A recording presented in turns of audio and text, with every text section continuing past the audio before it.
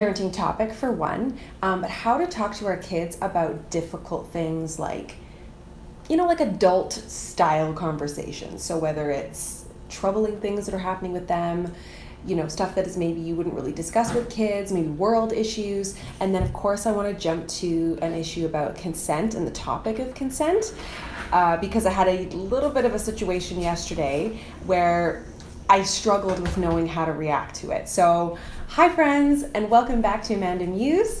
Today we're going to be doing a live video. It's normally not my live video day, but life happens, so here we are. So I'm just going to make sure that the video is live and ticking along here. Should be anyhow. But yeah, so today we're going to be talking about, in case my intro got cut off, how to talk to kids about difficult things, or how I talk to my kids about difficult subject matter, and I'm going to make sure that we are all live here, so let's just get on there. I hope you guys are having a good day. But yeah, so yesterday I had a bit of a situation where there was an incident under my care in my yard, nothing severe or anything like that, but I want to talk about it. So hi Kristen, I see Kristen's here, and Marik is here. Hello from Australia. All right, I'm glad you guys are here. So let's just jump into it because we want to make it kind of short and sweet. I know you guys are busy and it's lunchtime, so let's get rolling. Hi Katie, hi Michelle, oh from Malaysia, awesome. Hi Shira. Okay, so basically I will just jump into what happened yesterday, and it definitely will show you like an example of how I talk to my kids. Oh, and side note, if you hear surrounding noise, there's construction happening right there and Dean's making lunch, so life. Okay, so yesterday, okay, so I should perhaps preface this with, if you guys have been following my journey for a while, talking and communicating is one of my strong suits, and so that's something I'm not going to say that it's the easiest thing to discuss difficult subject matter, but I certainly address it head on. And one of the things we do in our family is we just talk about stuff. So whether it's myself or Dean, like we'll sit down and discuss, I guess, heavy subject matter in a way that's age appropriate with our kids. So I have seen the likes of Dean and Esme talking about evolution and looking up photos on the internet, and they'll just be like laying in bed and just talking about things in a way where, Dean's very open and receptive to the questions, and they'll look into things. And so I think that that's a really important note, is that, you want to encourage kids' curiosity and encourage them to ask those questions. And sometimes I actually don't have the answer for things. Can you imagine? I just can't make it up. But sometimes I really don't have the answer, and I'll just say, you know what, Esme, let's look into that. We can look it up on the internet later, and we'll do some research.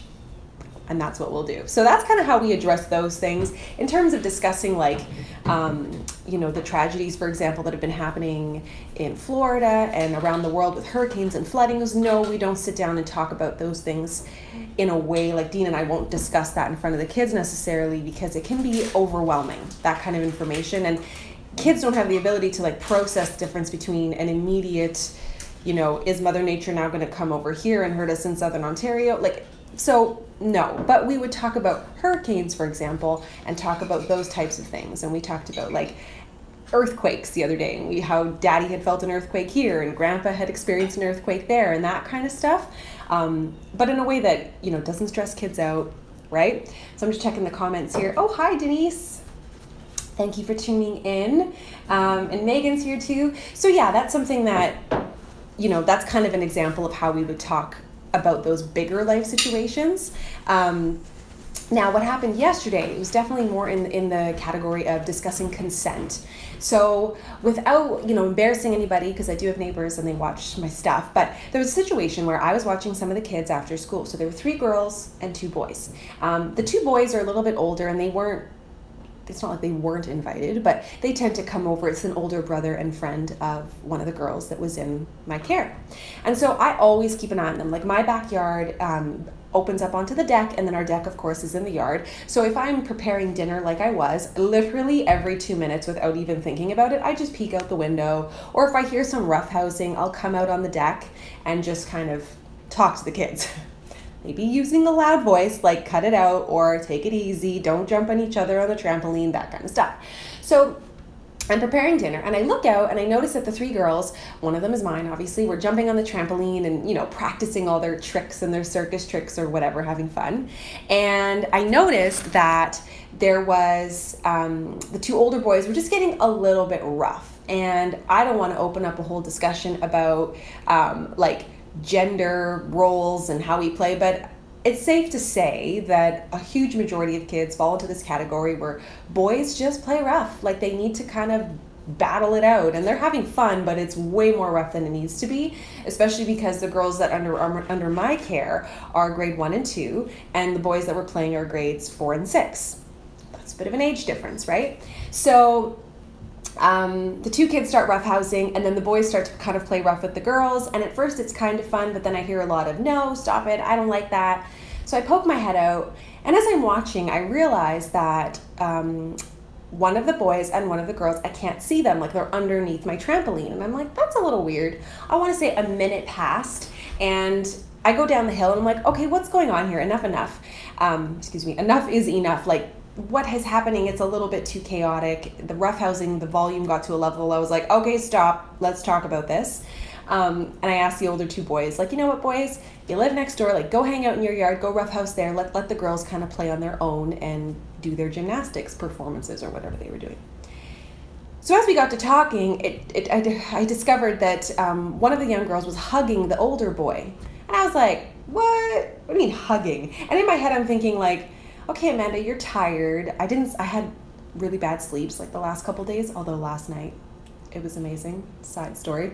But I was thinking, is my judgment off? Like, why am I feeling a bit of a reaction to this, like, hugging term? I was like, I'm uncomfortable by that. Something in my gut was saying, like, you need to react to this. So I listened to them, and I figured, okay, it seems harmless, and the boys went off to play, and then the girls kept playing. And I walked back to the house, and I was like, nope, something's not sitting well. Like, I didn't like it. So I went back down the hill, and the girls were there, and I said, hey, girls, can you tell me a little bit more about what happened? Like, I want to talk about how this hugging came about. And so without, embarrassing anybody, basically the girls had said that sometimes they like to hug this older boy. And Esme's looking at me like, well, two of the girls were looking at me like, yeah, no, that's weird. and Esme was just like, yeah, she actually doesn't like this older boy. Like, that's a whole other issue. Esme has strong feelings about people, and that boy kind of teases her a bit because she's the youngest of the bunch, and she can't be bothered with him. And for that reason, he kind of also rubs me the wrong way. I don't like that teasing element when older kids tease younger kids, although it happens naturally, but I don't like to witness it, whether it's to my kid or my kid doing it. So we started talking about it, and then I said, so girls, in a really casual, like, my face didn't look mean or mad or scared or anything, and I was just like, girls, what's with the hugging, And they kind of looked at me, and they're like, well, it was just harmless, we were just playing. And then I said, so, like, who gets to touch your body kind of thing? And then they said, nobody. Like, they were all, like, chiming in, and you can tell, like, all of the parents of these girls had done a really great job to talk about consent, which that's a huge check mark, because there are people that I know who just are frightened to even, like, approach the subject matter, because it's almost like out of sight, out of mind. I don't want to talk about it because it'll never happen to my kid. But the fact is that stuff does happen, and it happens all the time. And it's not often like a boogeyman jumping out of a bush, like, and like scaring your kid. No, it's usually someone they know, and sometimes children are groomed for these situations. So that in the back of my mind as well is also like, Amanda, calm down. It was just innocent behavior. However, my motivation is that, one, I wanted to make it very clear that behavior is not going to take place when I'm present. And I'm a very laid back person, so I think the girls were a little bit like, why are we talking about this, But basically we just had the whole, like, our bodies are our own and nobody touches it. And then I did slip in at the end. I went, here's the thing with hugging. I said, it's, and I didn't want to say like as girls, but I just said it's very important that we respect ourselves, and that we don't need to dress all like with no clothes. Like, they were wearing like little like sport tops because they were doing their gymnastics and they wanted their gymnastics outfits. And I said, it's important we respect our bodies, and there's no reason to be hugging older kids. I just left it at that. And I thought, that's enough that I've said that. I said, it's not going to happen in my backyard, and I would appreciate that the older boys they can play on their own. One of the girls has an older brother, and he's often here. They're honestly the sweetest kids ever. And I was like, they can play no problem. But if that older boy's here, he's going to play on his own. I really don't. I don't see why a 6th grader needs to be in my yard when my children are 3 and 5 years old. That's it. I don't care if it's harmless. I don't care if it's innocent. I don't like it. And so I've actually decided, and this is kind of a firm stance for Miss Amanda to be taking, but I'm like, no, it's just not going to happen. So in a very polite way, I decided that I was going to tell the parents of the little girl that we're visiting. So I let them know, and I just said, hey, this took place, and I really think it warrants a conversation about appropriate behavior. And I think it is harmless. However, there is the potential where if we think that this behavior is okay, at what point does it escalate? When is it okay for somebody to give a kiss to someone else and that kind of stuff? And I am not on board. The second I hear a whiff of, oh, somebody was teasing me and they wanted me to kiss a boy at school, oh, let me tell you, that is shut down. We had a situation at school last year where a boy kicked Esme in the bum. It may seem harmless, but children need to be taught. And if we are not teaching them, it's going to go crazy. And I'd rather be proactive. I would rather make a parent feel uncomfortable, have an uncomfortable discussion about appropriate behavior before something happens. And I decide, and honestly, it gives me chills. It gives me chills because I thought, I was sitting here making dinner and I'm like, maybe I shouldn't say anything, maybe it's nothing. But my gut was my tummy was turning and I was like, no, I have to say something. And so I addressed it with the parent. They were very cool. And then I felt really bad because I had to spew it out in 20 seconds because they were coming to pick up their daughter. And I texted him afterwards and I said hey, just a heads up, I don't want to freak you out. It was very harmless. However, it's more just a proactive thing. And he was like, no, we're all on the same page. I really appreciate you telling me. And so where I'm at now, where I'm left, because it's literally just happened, is that I have to talk to the boy. I'm not going to address the hugging in a way that makes him feel bad, but I'm just going to say that it's not appropriate. And if the girls are chasing you and hugging you, shut it down, come find me. It's that simple. And the other thing is that I would approve that, or appreciate that, that he kind of just play with his friend in their yard and just let the little kids be little and let them do their thing, because there's just risk of them getting hurt playing with older kids. And that's really how I'm going to position it, because I don't want to embarrass anybody, and nothing happened in a way that warrants me to come down on that kid, right? So anyway, it was kind of an awkward situation, and I'm curious to know, how would you have handled it? So let me know in the comments. I'm going to jump to the live comments right now just to see what everyone's saying. But okay, so Megan jumping on here saying, we have had some issues like that already this year with school, consent and appropriate behavior mixed with typical gender roles and language. It is a lot. And coming back to what happened with Esme at school last year, so a boy kicked her in the bum, and because she is so body conscious, and I've addressed this before, I've talked about this in a video about how we talk about consent and our bodies and all of this, but Esme is super up to speed. But even that said, she came home and she said, Mom, this boy kicked me in the bum, and I could tell she was really upset. And I was like, you know what? We're going to address this right now. So I wrote a note to the teacher, and then we have this online app that we can talk through. And I said, I want this to be addressed. And the teacher responded with, we're going to talk to Esme so that she knows how to better respond in those situations. And I was like, sorry, what, rape culture? No. You're going to talk to those boys and teach them what appropriate behavior is. Actually, that gets me so mad. I almost forgot about that. But I said, no, you're going to talk to those boys and you're going to tell them what's appropriate. And they are not to be touching other children, especially in their private parts. I'm sorry, did anyone miss the memo that it's 2017? So Amanda gets a little revved, but that's certainly how we address it. And again, I'm not here to disrespect or offend anybody, but we're going to talk about these things in an appropriate way where we get results, because it's not going to happen on my watch, and that's that. So just something there. But yeah, Summer Carter Barnes saying preventative methods are always better than damage control after the fact.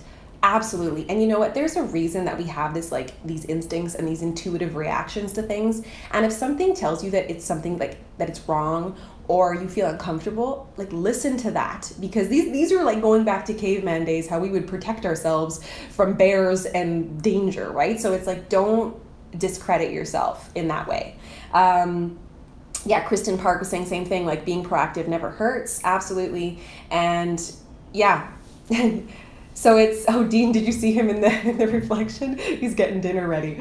Or he's getting me some lunch ready. He's making a steak sandwich today. But anyway, that's side story. So that's just something that, I wanted to talk about. Oh, and then Pam Jan was saying, even with a 13-month-old, if she's showing signs of being uncomfortable with hugging or tickling, I respect her boundaries and will stop. Obviously, the situational, mind you. Oh, yeah. Oh, and that comes back to another thing. Like, I don't force my kids to give hugs or kisses to anybody. I don't care if you're a parent. We don't need to do it. And like grandparent, whatever. Like it's one thing, especially, here's an awkward one. Like, when we had come back from overseas, there was a situation where like we know all of our relatives and we know all of our family members, but like my son didn't know anybody, and he was Jack is pretty shy, but at 8 months old, he was real shy. So I didn't just like hand him off to everybody for him to be passed around with complete strangers, because as much as I know them, he didn't.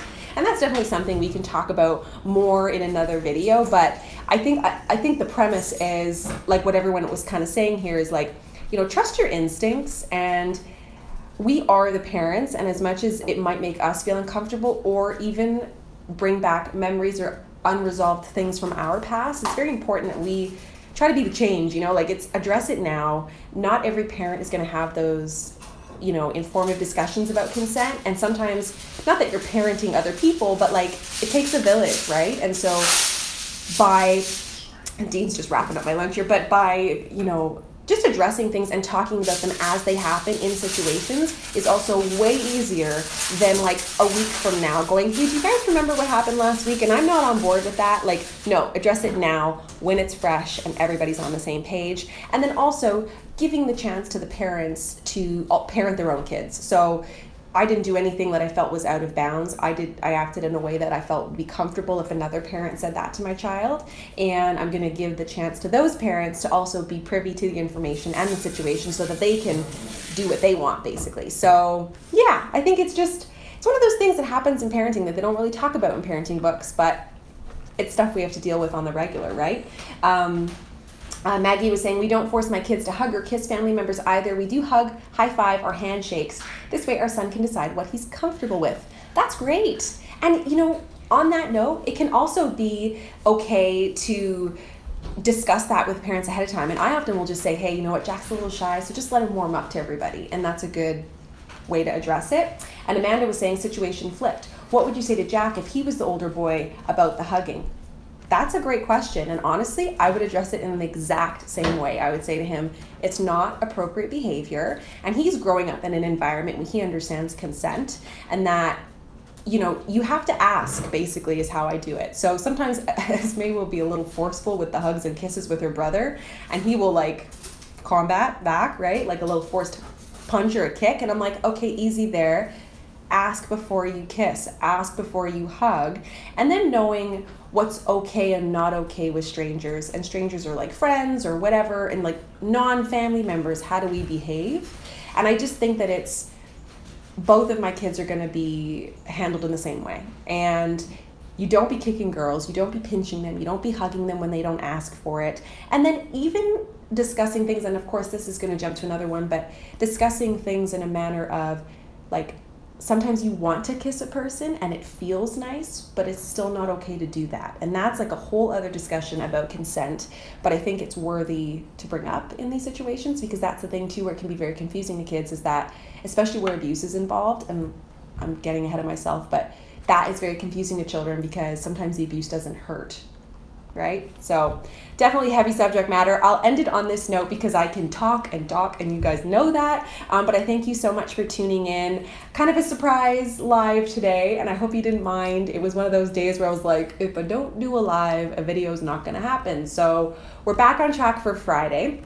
I've got a great video that I'm working on every day, and it's highly requested. It's what my kid eats for lunch, like what I make for them for lunch every day, but then also what they actually eat, because sometimes we're parents, we don't show that, and you'll get to see like what they actually pick and choose out of their lunchbox. So that's it for today. I hope you guys have a wonderful day, and I will see you on Friday. Bye guys.